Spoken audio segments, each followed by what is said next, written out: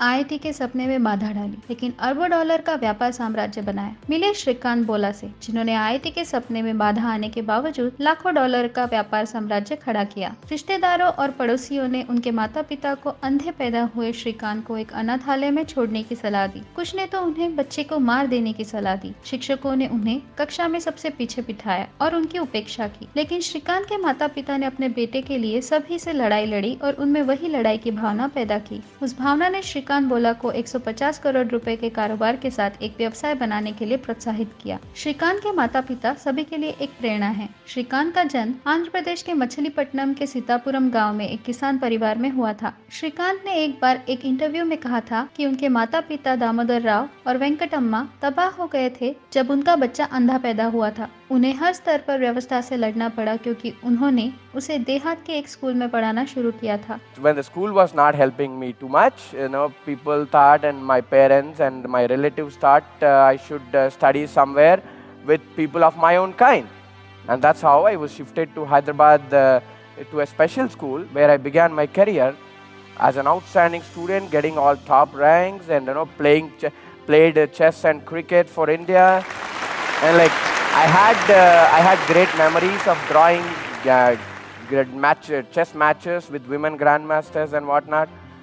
Worked with Dr. Kalam on various projects, motivated around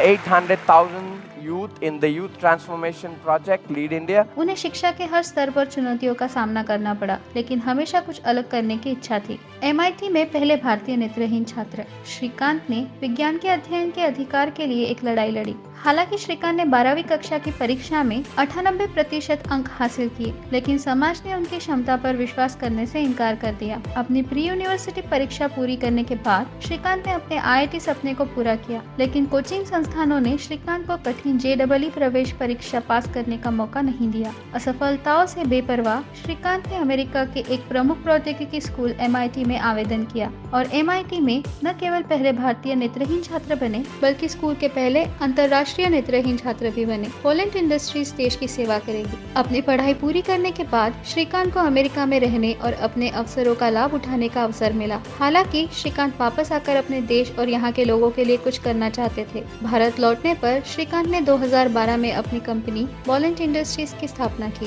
Ratan Tata ने उद्यमिता के लिए श्रीकांत की क्षमता और जुनून को पहचाना। मेंटरिंग के अलावा उन्होंने श्रीकांत की कंपनी में भी निवेश किया। पैकेजिंग सॉल्यूशंस बनाने वाली वॉलेंट इंडस्ट्रीज का जोरदार विकास हुआ। 2018 तक कंपनी का टर्नओवर 150 करोड़ रुपए था। श्रीकांत के औद्योगिक साम्राज्य के कर्नाटक और तेलंगाना में 5 उत्पादन संयंत्र है और 650 से अधिक कर्मचारी हैं। दृष्टिबाधित पहले राष्ट्रपति बनना चाहते हैं, श्रीकांत बोला। 2017 में श्रीकांत को फोर्ब्स 30 अंडर 30 एशिया सूची में 3 भारतीयों में से एक के रूप में चुना गया था। श्रीकांत को कई अन्य पुरस्कार भी मिले। 2006 में श्रीकांत उन छात्रों में से एक थे जिन्हें भारत के दिवंगत राष्ट्रपति डॉक्टर APJ अब्दुल कलाम ने एक भाषण के दौरान संबोधित किया था। जब दिवंगत राष्ट्रपति ने पूछा कि वे जीवन में क्या बनना चाहते हैं, तो श्रीकांत ने कहा, मैं भारत का पहला दृष्टिबाधित राष्ट्रपति बनना चाहता हूँ, एक ऐसे देश में जहाँ लगभग 2.21% आबादी विकलांग है। श्रीकांत बोला, सभी बाधाओं को दूर करने के लिए एक प्रेरक प्रतीक के रूप में सामने आ रहे हैं।